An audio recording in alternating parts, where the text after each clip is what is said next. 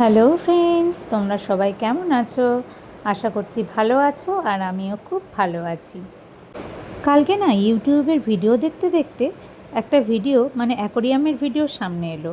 আর আমার তো এমনিই খুব ভালো লাগে অ্যাকোরিয়াম, সেই জন্য হঠাৎ করেই বললাম যে আমি এক্ষুনি একটা ছোট্ট মতো বোল কিনবো, যার মধ্যে একটাই মাছ রাখবো যেটা কিনা অক্সিজেন ছাড়া থাকতে পারে।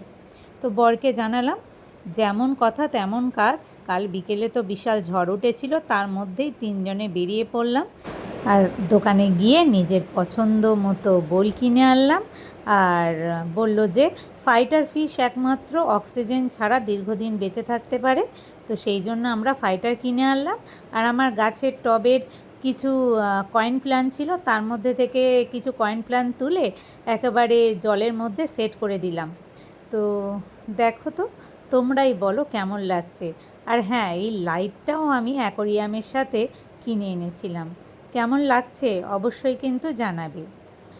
আর অ্যাকোরিয়ামটা সেট করতে করতেই আমাদের তো প্রোগ্রাম ঠিক ছিল যে আমরা রেস্টুরেন্টে খেতে যাব, কারণ আমার যে ফ্রেন্ড আমার ফ্ল্যাটের উল্টো দিকে থাকে, সে এই 71 দিন পর বেরোলো, কারণ তার তো পা ভেঙে গেছিলো।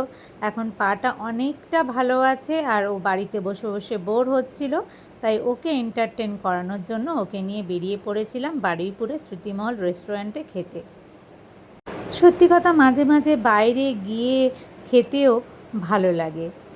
যাক, আমরা সবাই মিলে ভীষণ এনজয় করেছি আর বাচ্চারাও ভীষণ এনজয় করেছে। তো এইসব করতে করতে আমাদের রাত 11টা বেজে গেছিলো। তো চলো টাটা, চলে আসবো অন্য ভিডিও নিয়ে।